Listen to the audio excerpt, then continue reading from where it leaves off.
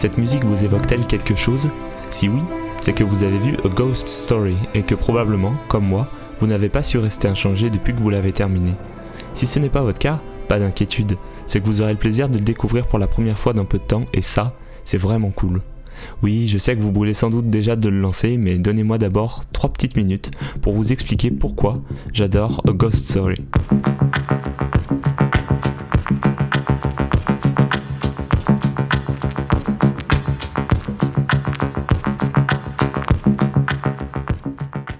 A Ghost Story est un long métrage sorti en 2017, réalisé par David Lowery et produit par A24. Ces deux derniers vous évoquent peut-être quelque chose, David Lowery ayant sorti en 2013 Ain't Them Bodies Saints et The Green Knight cette année. A24 est quant à elle une société de production indépendante américaine, ma préférée, qui a de nombreux chefs-d'œuvre réputés à son palmarès, comme Moonlight, Midsommar, The Lighthouse ou encore Ex Machina. Maintenant que vous avez le contexte, parlons du film. A Ghost Story se veut minimaliste au possible et ne présente qu'un très faible nombre de personnages à l'écran, avec Casey Affleck et une Rooney Mara extrêmement touchantes incarnant les rôles des protagonistes. On assiste à de très longues séquences et des plans qui s'éternisent, laissant le film exprimer de lui-même toute son atmosphère, son ambiance et cette simplicité de façade renfermant une sensible complexité. Et c'est bien là, selon moi, l'immense force de cette œuvre, sa poésie. Chaque plan pourrait devenir un fond d'écran, mais je n'en ai que 2, donc j'ai dû faire un choix, et ce fut difficile. Aussi difficile que de regarder certaines séquences, notamment une dont je ne vais pas vous spoiler, mais qui vous marquera quand vous la regarderez.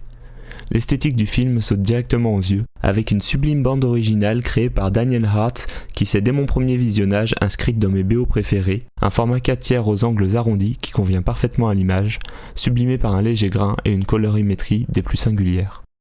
Il y a certes peu de discours prononcés, encore moins de dialogues, mais ceux qui sont présents sont pour moi inoubliables. Véritable moment de réflexion poétique sur la vie et le temps qui passe, les mots des personnages ont trouvé leur voix dans mon être jusqu'à résonner en symbiose parfaite avec mon esprit et ma sensibilité.